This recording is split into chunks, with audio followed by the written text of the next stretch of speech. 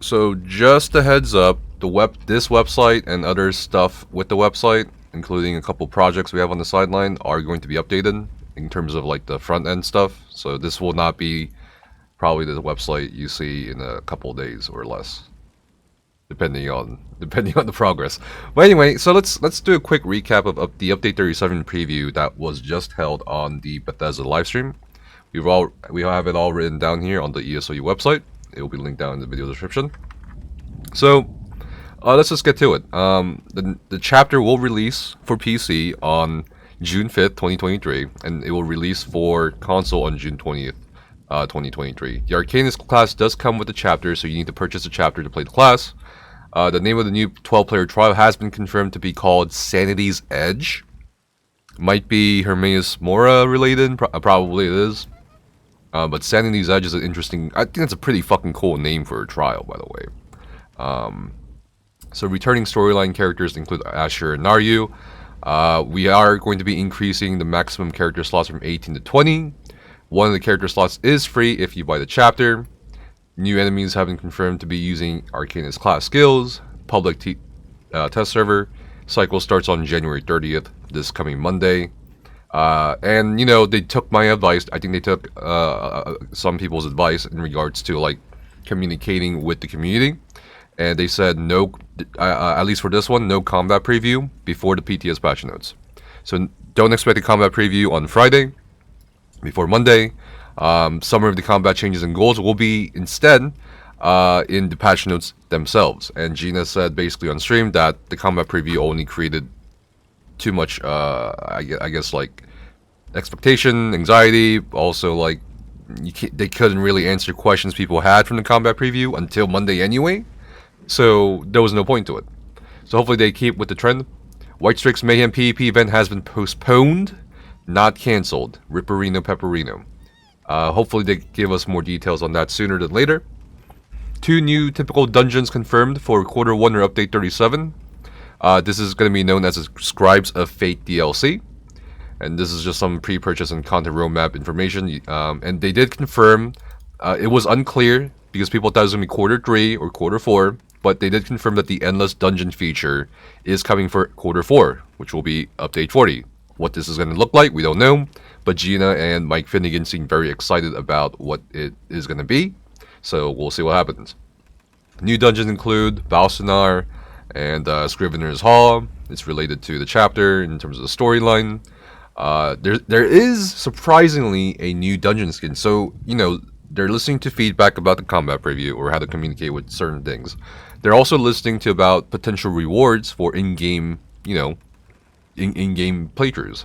So it's been a really long time since we've gotten a decent dungeon skin or even like a dungeon skin, you know. So I'm glad that they are kind of making a return to the skin reward for DLC dungeons, rather than markings. Like you know what I mean. So that's really cool. I think things are starting to turn around a little bit. New item sets will include.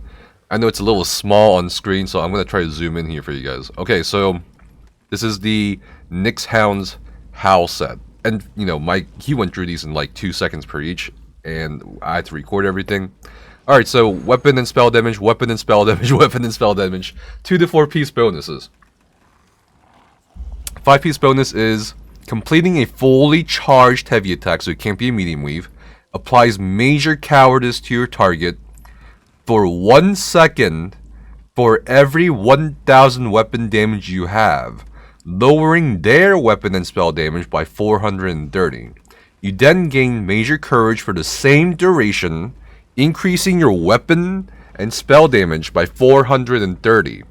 This effect can occur once every 12 seconds, and just so you don't have to calculate as a player how many seconds you're going to have, it's going to show you in the tooltip current durations. Major cowardice 2.8 seconds, major courage 2.8 seconds, although that's kind of redundant.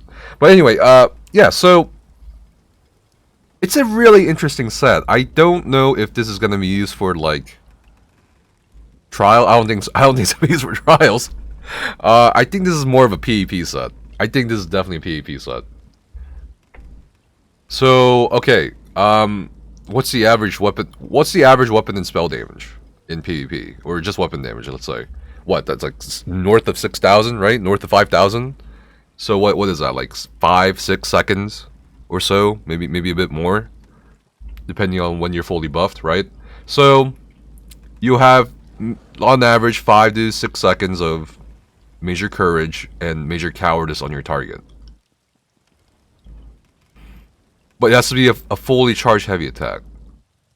I mean, yeah, I can see it working. I can see it working. A lot can happen.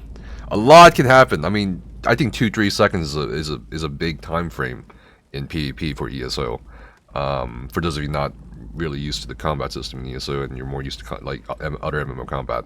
But yeah, 5 to 6 seconds is a long time to get shit done. So potentially a pretty good set. We'll see. We'll see. All right, next set, Telvanni Enforcer set. Max stamina, max health, max magicka. 5th piece item bonus. While bracing, increase your magicka recovery by 369. While you are not bracing or blocking, they mean blocking, increase your stamina recovery by 369. Okay. It's an interesting sustain set.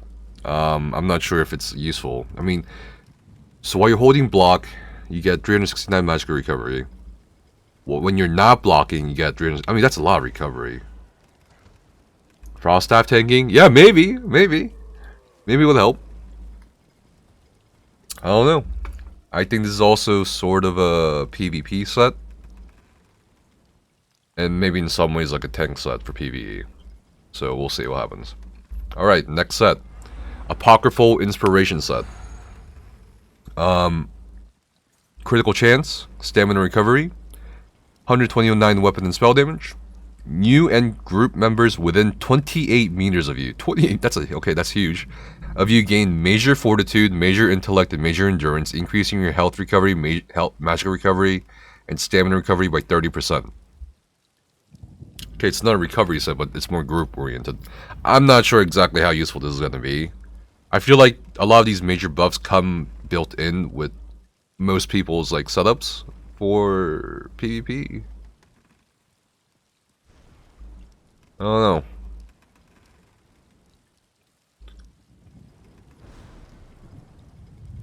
Could be interesting. Could be interesting. I mean, if you look at this from an organized group point of view, I don't know how useful this would be.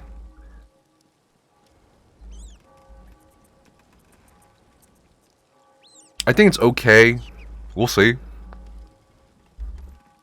Could let you get away with not using certain potions too, but I mean, I don't know. We'll see. Alright, Right Masters Bond set. Magicka recovery, 4% healing done, 1096 maximum magicka, healing an ally within 12 meters with a direct heal, meaning a burst heal, or not a heal over time. I think. Is that what that means? God, I forget. The terminology that the devs use sometimes just does not match what we use as players. I'm pretty sure direct heal is a single target heal. That is not a heal over time. Okay, creates a 15-meter tether between you for 10 seconds. Okay, so you create a tether between the person you heal and yourself. What a weird set. So it's a 12-meter range, but it's a 15-meter tether. And it lasts for 10 seconds. Okay. Interesting. You and your allies touching the tether are healed for 2005 health every second, scaling off the higher of your maximum magicka or stamina. If you or an ally is overhealed by the tether, they gain minor heroism for 1.5 seconds. Yo! What the fuck? What? Minor heroism? Okay.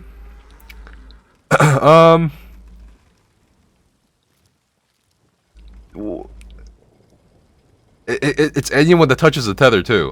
That's interesting. I don't know. Obviously, I don't think we replace ultimate potions in PvE, but for PvP, Jesus. I don't know. This is definitely a PvP set, not a PvE set. Unless you want to go, you want to budget your raids, you know? Alright, let's go on. Snake in the Stars set. Okay. Magicka recovery, maximum magicka, weapon and spell damage. Applying a major or minor debuff to an enemy applies star venom to them for 6 seconds. This effect can occur once every 12 seconds. So its effective cooldown is 6 seconds. Whenever an enemy with star venom is healed, they take... What? They take 2,848 Daedric damage up to once per second. What? Did they be Oblivion damage? Or is that a new damage type? It's gotta be Oblivion. It's Oblivion damage. It's gotta be Oblivion damage, bro. It's gotta be Oblivion. It's gotta be Oblivion damage. It's gotta be Oblivion damage. You think they're no? There's no way they're adding a new damage type, bro. That's kind of weird that they would add. Maybe they are. That's so interesting. Why wouldn't they say Oblivion damage though? What does a slowed set say? Does it? Let me look. Let me look at this shit. All right. So slowed. Oblivion damage. It says Oblivion damage for slowed, but why would they say a Daedric damage? I think it's a new damage type, guys. I think it could be a damage type.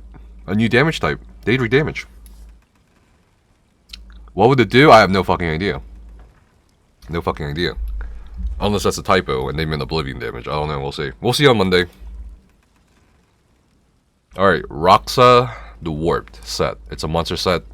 I believe this is from the Bao Sunar dungeon. Okay, so the 1-piece bonus is stamina, magic, and health recovery. 2-piece bonus is going to be each second you are in combat, gain a stack of dark light up to 30 stacks max. So 30 seconds max in combat. Each stack of dark light increases your stam, magicka, and health recovery by 8. So that's what, 240 recovery for all your for your magicka, stamina, and health at most. Each second you are out of combat, lose a stack of deadlight. Dark light. I think it's a decent 2-piece set for if you want a sustained set that isn't a 5-piece set.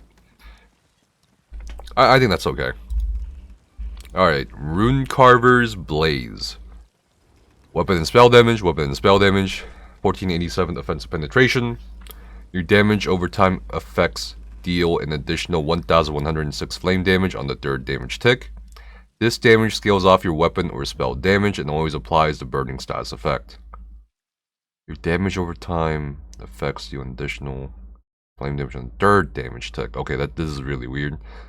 But the damage scales off of your weapon or spell damage and it always applies the burning status effect. Oh, okay, well, on the 3rd damage tick of a dot. So, like, each dot gets the flame damage tick on the 3rd tick and applies the burning status effect. Bro, this is crazy. What the fuck? This is a DK set. Well, not even a DK. I mean, it could be. It's definitely a DK set, but anyone can use it. But it's like every dot gets it. That's crazy, bro. That's crazy. Every DK. Hold on. Think about this. Every dot gets the 3rd damage tick. Every dot. So let's say you're running 3-4 dots. That's like an additional almost 5k damage, 5k flame damage with burning status effect, guaranteed. Yeah, I don't know. I think this is a really strong set that you need to keep an eye on, Rune Carver. Let's move on to the next one. Oh shit. Hopefully I didn't go too far. Wait. Yeah. Oh, okay. Put me back on the one. All right. Shell Splitter. Offensive penetration. Alright, 5th piece bonus is when an enemy blocks one of your attacks, increase your offensive penetration by 631 for 5 seconds. This effect can stack up to 20 times. You can gain one stack every half a second. Okay, so in 10 seconds you can build up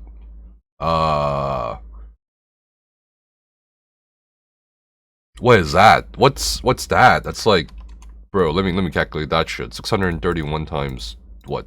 20? You can get 12,620 penetration in less than in about 10 seconds. Provided you block. What? Is this like a tanky burst setup, like you take the damage. It's like Fury. It's basically Fury for penetration. You take the damage, you block it, and then you counter burst with an ultimate or something. You don't need to block. Oh! Never mind. Sorry, I misread it. When an enemy blocks one of your attacks. Sorry, my bad. When an enemy blocks you. Damn. Okay. This is a solid set. It's anti-tank. Yeah, my bad. I misread the first line. Yeah, so it's an anti-tank set. You get that much penetration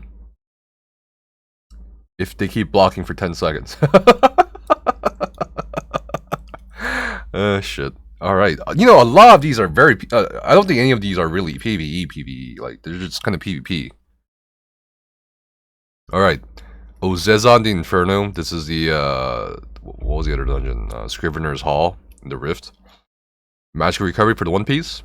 2-piece bonus is overhealing yourself or an ally grants them 4,272 armor for 1 second. Healing yourself or an ally grants them minor vitality for 1 second, increasing the healing received by 8%. Oh, okay, so this is a constant, like, refresh set. Holy shit, wait, that's a unique amount of armor. What? For, what? But you have to overheal. But then... Is this like a... Okay, or an ally, so only one person gets minor vitality. You or somebody.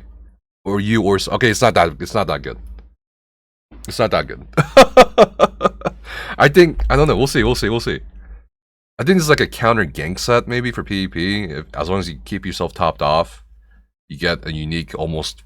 I mean, over 4,200 armor. And you get minor vitality if you're solo. Assuming your heals don't hit anybody else. Yeah, I think this is good. Okay, I think this is the last one. Abyssal Brace. No, we already did this one. Wait, no, we did not. Okay, max stamina, max health. While you are bracing, you and group members within 12 meters of you gain minor evasion, reducing damage from area attacks by 10%.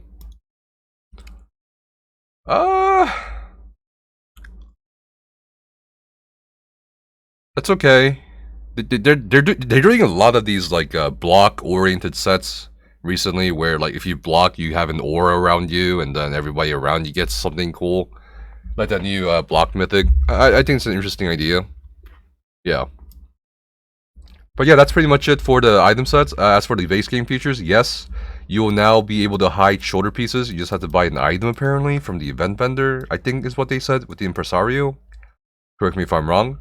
But pretty sure that's what happened. Additional filters to housing editor for retrieval and other functions. Option to reset combat dummies with 1 button without use of add-on in your houses. Occupant management for your houses. You can kick people from your houses.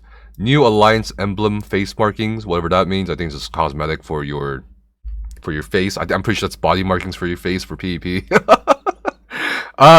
Big news too. Daily and weekly reset timers are being updated to be aligned, so it'll be 3 AM UTC for the European servers and 10 AM UTC for NA servers, and it's aligned with the daily reward login. So, login reward. And of course there's a new house coming with the new update. Is there new mythic sets? I don't think any new mythic sets will be launched until the chapter, but that's pretty much it. What do you guys think about the what do you guys think about update 37 so far? I think it looks fine. I think I do like the fact that they listened to us about bringing back a dungeon skin. The fact that they shouldn't do a combat preview anymore, probably. I do like some of the other quality of life they've introduced with the housing and the timers, and of course the hide shoulder pieces option. The item sets so far seem a little meh, maybe because I'm not really primarily a PvPer. The dungeons looked okay from the live preview. You know, as always, the dungeons team always does a great job with the environment and the storytelling. I'm a little concerned about the White Strix Mayhem PvP event being postponed. And I am still a little concerned about the fact that we don't know what exactly is going to happen for combat for update 37. Hopefully they can make it fun, even if it's a little chaotic, instead of bland, boring, or just not what people want. But yeah, that's pretty much it. Yep.